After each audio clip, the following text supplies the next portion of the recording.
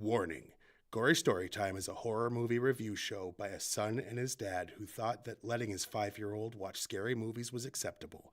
If you are offended by horror or talk about blood and gore by a child, or if you don't want horror movies from the 60s through today spoiled, then there is a remote stuck in your couch cushion next to potato chip crumbs. Use it. And of course, parental discretion is advised. Why? You didn't use any. Shut up and start the show.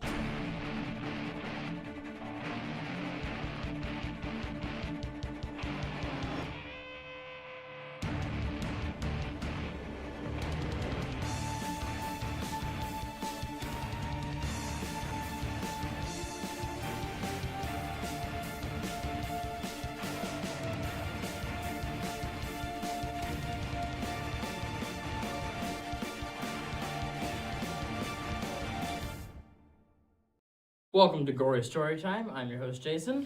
I'm his co-host and his father, Craig. And now this is supposed to be the week we were going to do our fourth in our great sequels, but we always, for April, the beginning of April, do a comedy. Wait a second. What? Scoot over. I don't like this at all. We didn't line up. I'm sorry. What? I'm doing this. Alrighty. Yeah, you're welcome. Anyway, just throwing off the flow. Yeah, I had to. I'm sorry. But this week, because it's the first week of April, we always do a comedy horror movie. Usually we go with the over-the-top stuff. We've done, Killer Tomatoes and Scary Movie and Cannibal the Musical. Yeah, that one was really good. Yeah. This time, we went with something a little more serious. Well, this one is, the horror part is a straight-up horror movie, and it's a satire. For anyone that doesn't know, satire is more poking fun at the conventions of things. Scream would be technically considered a satire on the horror genre while being a horror movie. Right. So it's not as much a Airplane-esque parody movie. Right. But it does hit all the conventions, and it does satirize, Everything Hellraiser and a lot of other stuff. So while it's not joke, there was a lot of laughter while we watched it. Because it is a comedy, but the horror elements are legitimately a horror movie. Oh, yeah. Including the ending, which may come up later. So if you haven't seen this, there might be some spoilers ahead, but we warn you about that always anyway. Yeah. But this movie, Cabin in the Woods, basically it's the traditional story of a group of teenagers to early 20-somethings head out into the woods. They're in a cabin and bad things happen to them. I mean, it's been done many, many times. This just puts it on its head. It's like, have you seen a slasher movie? This is making fun of those. Oh yeah, but it's still a slasher movie. I can't remember how it was said, but there was a quote about it that it might be in the stuff. Yeah, I'm not sure, but it was basically someone had said that it uses all of the conventions of horror movies and somehow is still original. It's completely original while using every horror convention. Right. And that's true. Right. But that's because Joss Whedon was behind this. And he's done quite a few good movies. I mean, he started, the first episode of Buffy the Vampire Slayer was, here's this girl walking at night, and then she's getting attacked by a vampire, and you think you know how it's going to go, and turns out she was the hunter. Well, and he did The Avengers, and that was really good. And he did a show called Firefly. I never watched it, but I heard that was really good. A lot of people loved that. I've never really watched it. But anyway, so basic premise, teenagers out in the woods, and there's a hidden force behind it, behind everything that's happening. And we'll get into that later on. But for now, for those who haven't seen it, roll that trailer, Connor.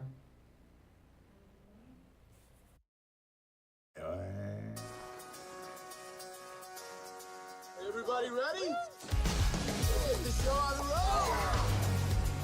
Doesn't even show up on the GPS. It's unworthy of global positioning. That's the whole point. Get off the grid, right?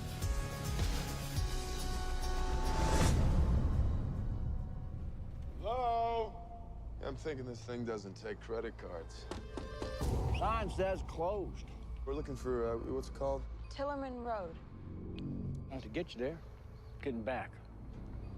That's your concern. Oh, this is awesome. Whoa. No way.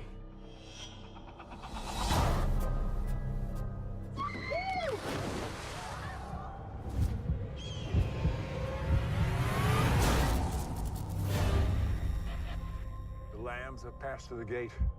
They are come to the killing floor. Get this party started!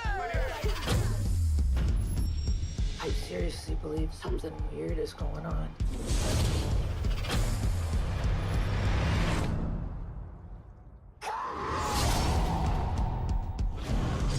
What is that thing?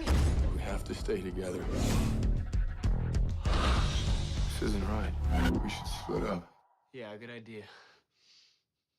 Really? We gotta get out of here.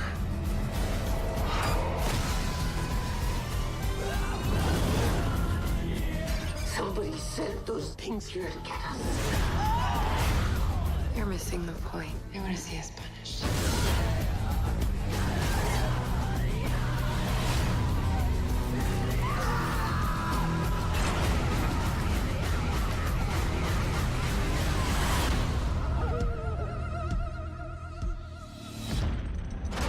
I think I can get it to go down. Do we want to go down?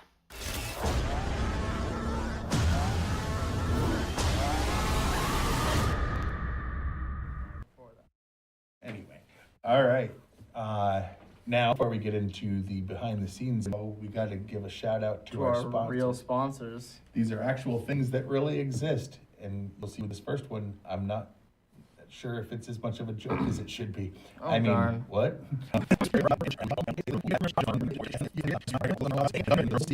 Where your business is our business. Oh my. Yeah, we're gonna have people knocking down our doors, Dad. And by anythingsabong.com.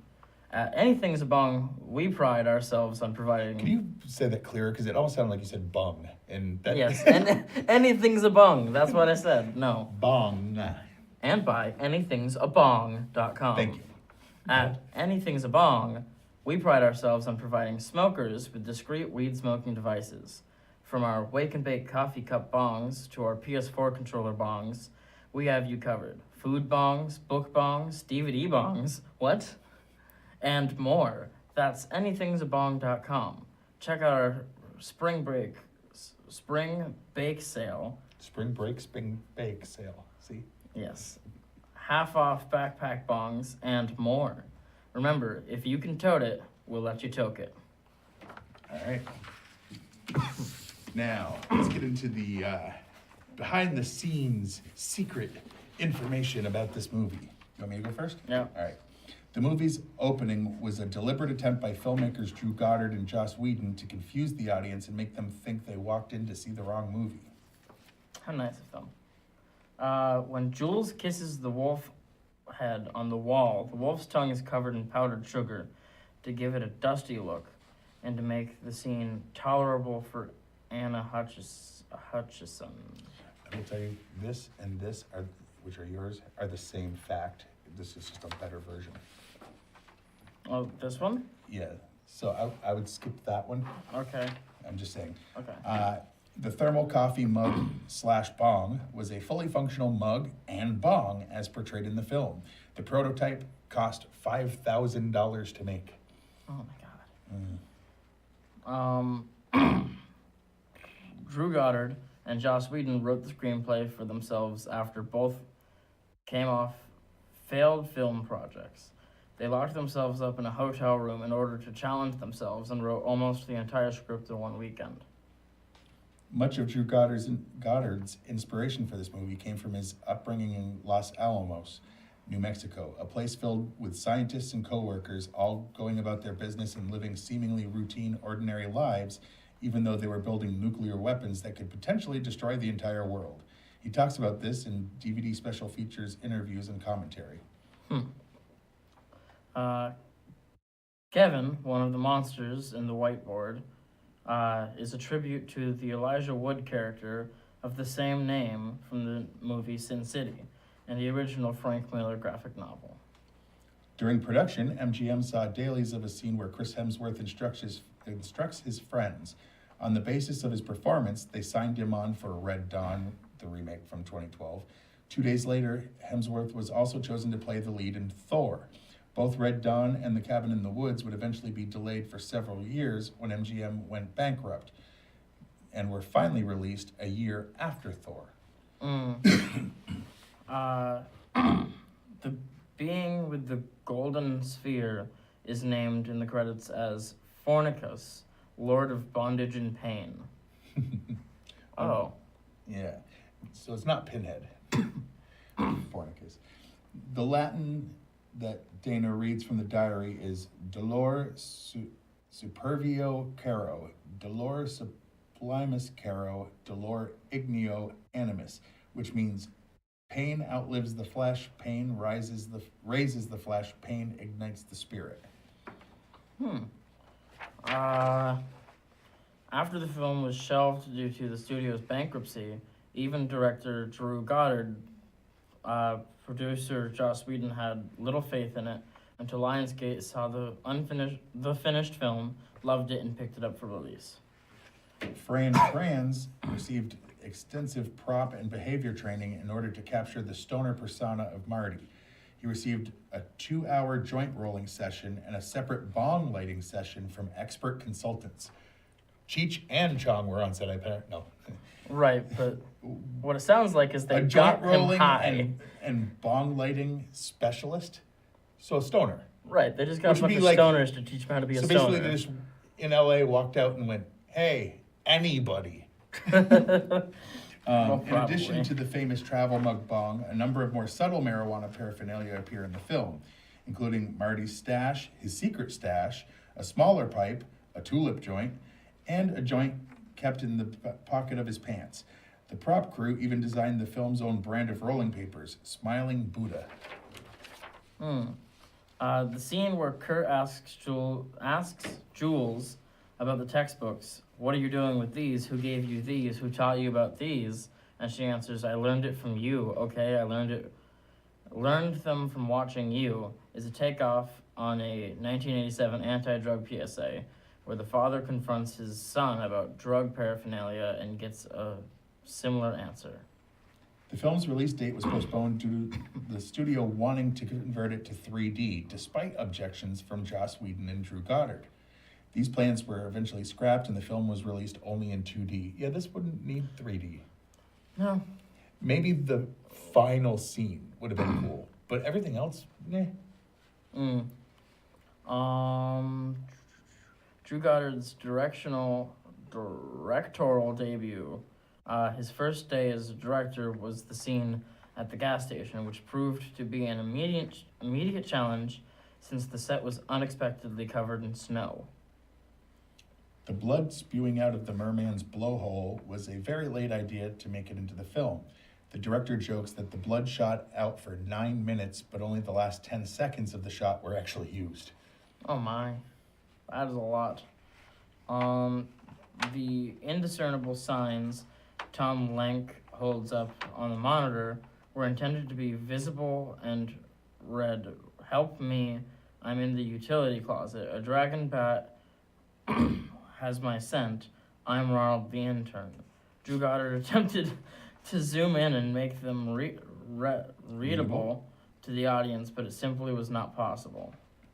The car that Marty is driving is the same car that director Drew Goddard drove in high school. Goddard also had a strange habit of locking the doors without rolling up the window. Yeah, because that'll help. That'll stop people. I can't get in. Right. Now I can. Maya Massar claimed that it took 8 hours to apply her makeup for the character of Mother Buckner the first time. She noted that after the first application, it took between 4 and 6 hours to apply her makeup each day.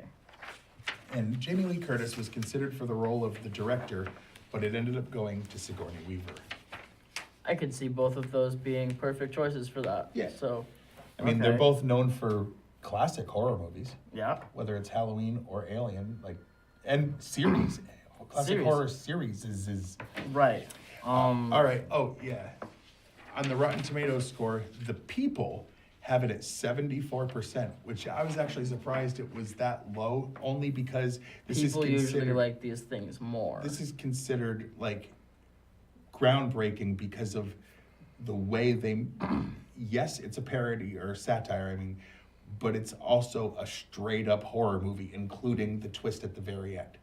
Straight up horror movie. And horror fans recognized all the references, got all the jokes, and could still get into it's still a kick-ass horror movie. Oh yeah, and the critics had it at 91%, That makes which sense does to not. me. It doesn't necessarily surprise me, thinking about it the way you said, with it being. But just in general, they for like horror that. movies, that's rare. Right, and more rare than that, because other horror movies that we've seen and talked about, like The Shining, had this, but this is the only one that I can think of after that that actually got the stamp on Rotten Tomatoes. Of The certified fresh? Certified fresh. There's a couple. There's I a think couple. Rosemary's Baby too, which is, I know you It didn't might care have for, been, but I don't. But anyway, But still. so what was your favorite scene about this one? Or favorite? Well, I actually didn't catch it the last time that we just watched it a couple days ago, but I remember very specifically that looking in the background, when, spoiler alert, all of the horror movie creatures that these people are holding in their basement basically escape. From the whiteboard earlier, it said the molesting tree, and in the very background, you can see a tree with giant arms and a giant dong-shaped twig grab a guy and then rail him between the legs and rip him in half. Do you know what that's a reference to? I don't, but that's great. A scene that was only in like the unrated version of what's the one with the chainsaw hand guy? Like the first one though. Oh, Evil Dead? Yeah, the first Evil Dead had a tree. There was a tree rape scene that had to be taken out originally, and it's in the unrated version. Oh, geez. Yeah, and in other countries they never allowed it to be put back in rated or unrated. They were just like, not gonna have a tree rape somebody. Yeah, but so that's what that was a reference to. Ripped the guy in half, and I was like, okay, that's hilarious. That is amazing. Okay, yeah, they had a lot of little jokes like that they paid off. Right.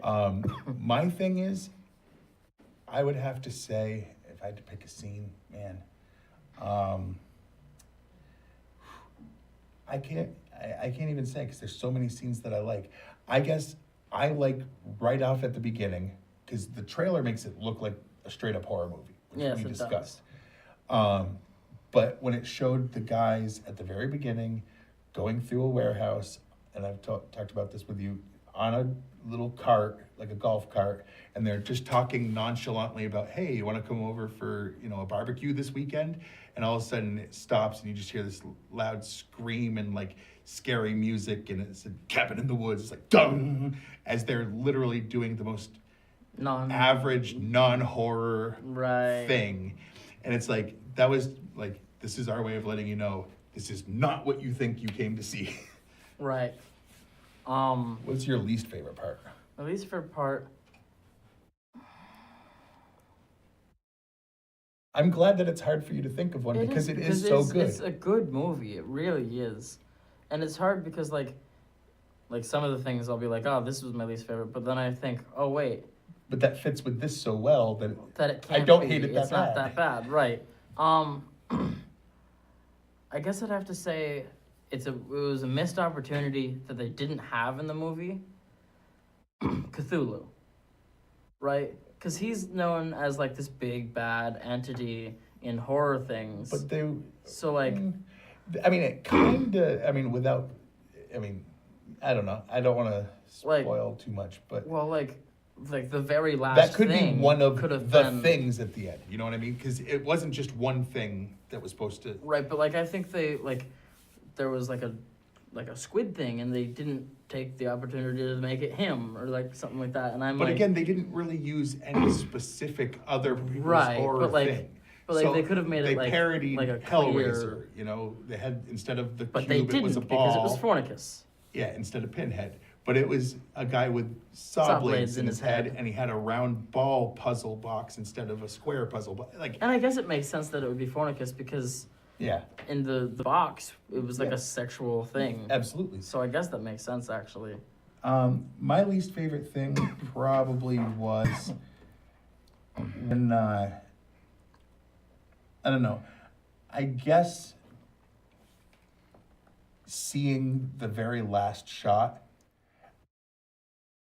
the special effects weren't great. Like, as scary as it was supposed to be, I'll just say the hand. I'm not going to get into details. I don't want to spoil too much, but it didn't look as realistic as when this was filmed. It could have actually, with CGI, made it look more realistic or more scary. I get what I do like the fact that he did that, where he's like, this isn't about making more money and having a bunch of spin-offs and sequels. This is about me making a statement on horror movies with my personal brand of satire. And he's like, it's not about... Right, but like now because you know by part 3, it's just going to be so far downhill that you're going to go, oh, I wish they stopped doing it. He did it in a way that's like, this is a piece of art the way I want it, and it's done. And I'm not leaving the door open for anyone to mess with my thing. Right, but now I want to that. see him do Attack of the Unicorns or something like that. That Because the unicorn was freaking awesome. Yeah. And they're just going to just throw everything away now. And I'm like, whoa.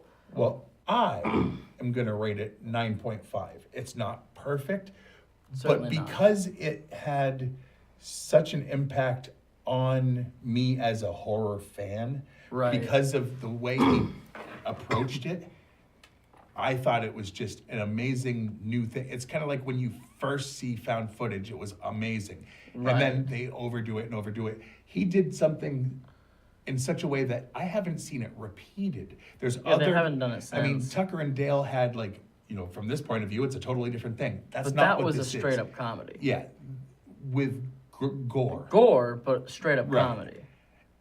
This, I really just haven't seen another version of this. It takes a lot to be able to turn a whole genre on its head and not have it be able to be repeated by others doing a cheap knockoff version. And I'm glad there isn't one, because we don't need another knockoff version. I don't know. I want more Whedon, because the last 6 things I've seen of his, I would love to see him do more horror, but he doesn't have to do Cabin in the Woods again. Well, I want to see him do a straight up comedy, right? That too. Because he had the horror aspects in Buffy. But that was a comedy movie. It was the movie? The show. The movie was first. Right, I'm not talking about the movie. The movie was... I know the movie was first, but the show had the horror aspects more than the movie did. But again, you're talking about you want to see him do comedy. Right. He did. But anyway, all right, let's give out our particulars, because... Yeah, it's over there. All our information. Yes. And there we go. Okay. You can watch Fact TV channel. You can watch the show Fact TV channel 8 Thursdays at 8:30 p.m. and Fridays at 7 p.m. You can email us at gorystorytime@yahoo.com with questions, comments. If you have movies you'd like to see us review, whatever. You can like us on Facebook. Just look for Gory Storytime. You can like Fact TV on Facebook. If you're watching this live, you definitely already have done that. But if you haven't and you're watching this on TV, please do, because I know I'm following it on Facebook. You can also go to fact8.com. Yeah, you can and find watch a old bunch episodes of back episodes of this. We have some episodes up on YouTube. Fact TV has some episodes up on YouTube. If you type in Juggalo Jakes, all one word, you can find my page. There's also Twitter. I'm at Jason T. Jakes, capital J, capital T, capital J. I'm at Craig Jakes, all one word, no capitals. We don't really talk about the show, but I like making jokes, etc. And sometimes we get offensive, so if you don't want to be offended, maybe don't follow I haven't checked my Twitter in a while. I wonder if they booed me off.